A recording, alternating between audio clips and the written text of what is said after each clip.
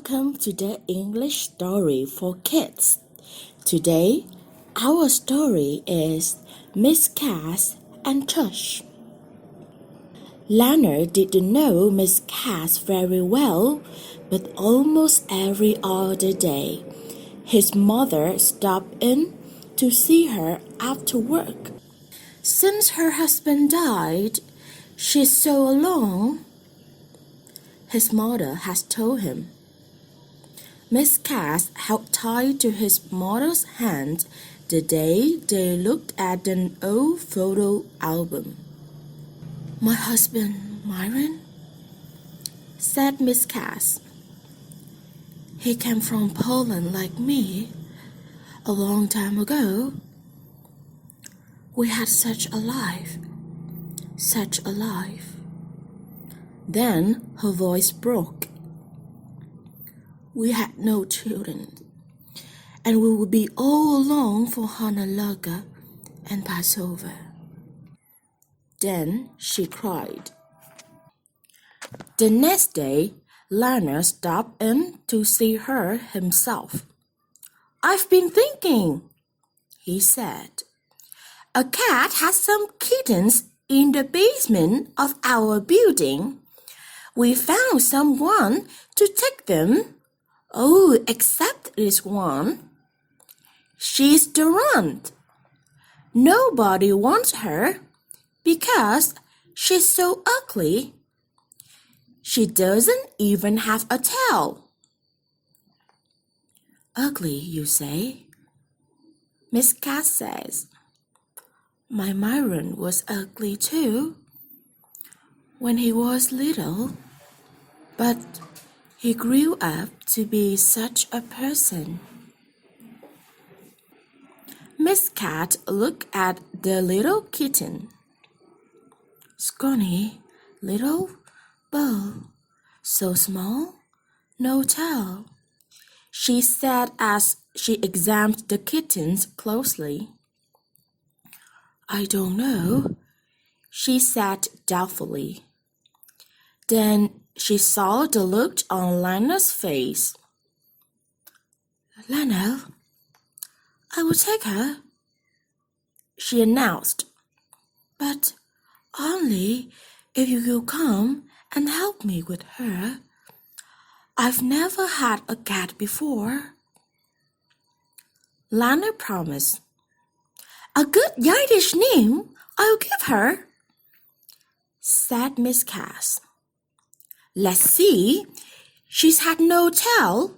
All you see is her tush. That's it. We call her Tush."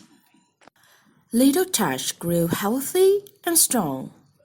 Miss Katz cooked for her, brushed for her, knitted toys for her, and even read to her. "Such a person," she'd say as she watched Tush play. Miss Katz was in love. Leonard kept his promise. He visited Miss Katz and Tush every day. After school, there was always a fresh baked kugel and a tall glass of milk waiting for him. But as much as he grew to love Tush, he also loved to listen to Miss Katz talk about the old country and the way times used to be. "I come from Warsaw. That's in Poland, you know. I came here to work sewing dresses in the garden district for my cousin Mose. I didn't speak one word of English." "Then, how did you talk to people?" asked Lana. "I didn't," she answered. "A lot. I cried in those days until I met Myron. She asked me to marry him after he tasted my kugel." "I believe that," Lana says as he ate some. "Myron and I used to vacation in the castle, the Prost resort. You know, a place for Jews to stay. You mean Jews couldn't stay anywhere they wanted to? Lana asked. Miss Katz didn't answer. Instead, she went to a trunk and pulled out some old clothes. My grandma told me about places she couldn't stay either, Lana said softly. Lana, your people and mine are alike. You know, trouble, we've seen, happiness too, great strength we have. You and I are alike, so much alike. Now, where I was? Oh yes, the castles. We used to dress every Sunday and have a costume ball, says Miss Katz. Then she put a record on the record player. It was old and scratches. You hear that, Lana? She said. That is what we used to dance to. It's a dance for my homeland. Here, I will show you. They whirled around the room and laughed and giggled. As the weeks passed, Lana spent more and more time with Miss Katz. Since you are almost family to me, Lana, she said one day, I want you should come with me to stay Kaddish for my marrying. I want you should come with me to say Kaddish for my marrying. I know you are not Jewish, but Myron would have liked you. You are such a person, Lana. At the cemetery, she read from her book. Then she asked Lana to put a small rock on the top of Mr. Katz's headstone. We do this to remember, she said softly. Salem, my Myron. She murmured and wiped tears from her face. On the way home, she announced, Kugel, such a kugel. I begged for you today, Lana. Hurry, Tush will be worried for us, she said as they walked. When they got home, they called and called for Tush, but she didn't come. They looked everywhere for her. Suddenly, Miss Katz gasped. The window to the fire escape was open. Oh no, she cried. I forgot to shut the window before I left. Poor Booble. She has never been outside. We will find her, reassured her. Lana tried to reassure her. She has been acting strangely lately. She has been acting strange lately, Miss Katz says through her tears. She has been trying to get out, but I was afraid that she would get hit by a car. I will find her, Miss Katz, Lana said. I won't let you down. It was getting dark. First, Miss Katz and Lana looked around their building. Then they went everywhere in the neighborhood. They left the note on the doors, telephone poles, and fences. They asked everyone who lived nearby, but no one had seen little Tush. That night it stormed. There was rain, awful, awful rent.